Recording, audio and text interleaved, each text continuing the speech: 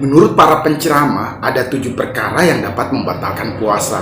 Tentang 7 perkara apa-apa saja itu bisa kita searching di YouTube kanal penceramah-penceramah dan bisa juga dicari di Google. Kali ini kita membahas tentang apa saja yang nggak bermanfaat, dianggap membatalkan puasa, tapi sebagian menganggap tidak membatalkan puasa. Kita kilas balik. Di zaman waktu masih kecil, waktu itu berjalan begitu pelan dan lambat. Jadi ibadah puasa Ramadan itu terasa lama. Karena di zaman itu kita belum digerogoti sama sosial media, tayangan-tayangan televisi yang menyejukkan dan membuat waktu itu berjalan lebih singkat. Di zaman itu ada hiburan drama serial di radio. Jadi ceritanya ada drama radio tentang pendekar-pendekar. Kalau nggak salah itu drama radio kolosal. Jadi ada perang-perangan, ada para pendekar, ada intrik, ada drama percintaan, semuanya ada di sana. Jadi kita menyimak radio, duduk diam manis, dan menyimak radio itu butuh waktu 2-3 jam. Bayangkan, di zaman itu hiburannya adalah drama serial kolosal di radio.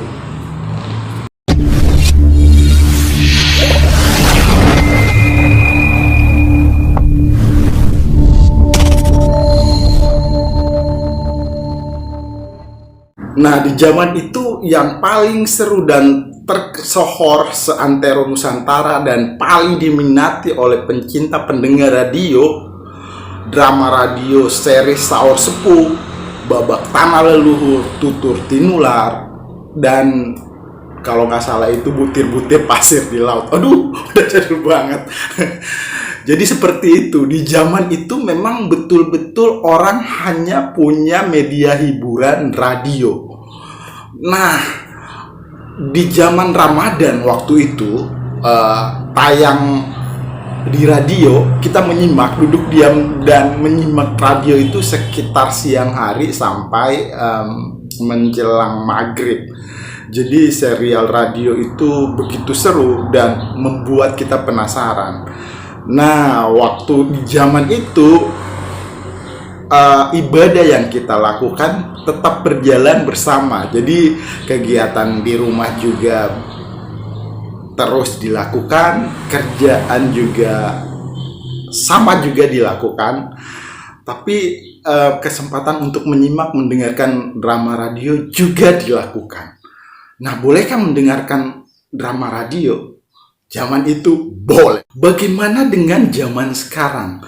Bolehkah kita pergi ke bioskop dan menonton film yang tayang perdana atau film-film favorit kita? Jawabannya hampir boleh. Hampir boleh itu dibolehkan. Tapi yang jelas Ramadan itu kan kesempatan kita untuk beribadah. Dalam setahun kita dituntut untuk spesial beribadah di bulan Ramadan. Lah, cari kegiatan yang lebih bermanfaat. Misalkan nih, beribadah iya, tadarusan, membaca Al-Quran, terus kegiatan-kegiatan bermanfaat di lingkungan masyarakat, di lingkungan keluarga, di lingkungan orang-orang yang bisa merasakan manfaat yang kita lakukan. Jadi kegiatan menonton di bioskop itu bermanfaat nggak? Sebenarnya bermanfaat, tapi lebih banyak ke hiburan ke diri sendiri.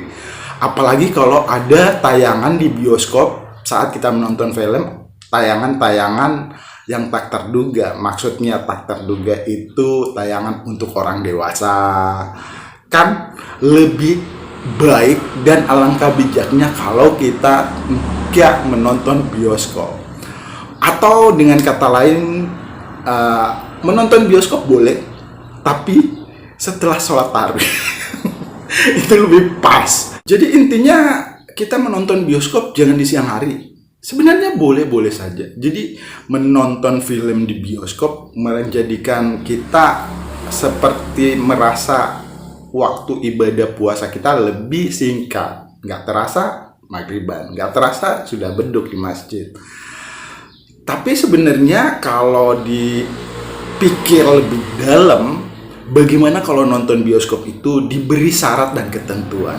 Syarat dan ketentuannya minimal harus hatam 3 juz baca Al-Quran, baru boleh ke bioskop. Itu kan lebih mantap. Apapun itu di dunia maya, di dunia nyata, semua syarat dan ketentuan tetap berlaku. Kalau tadi di bioskop dilengkapi dengan syarat dan ketentuan, ada syarat lainnya. Misalkan sepanjang jalan kita ke bioskop kita bersedekah. Boleh begitu? Terima kasih menyimak di channel Deddy Sapa Teman. Assalamualaikum.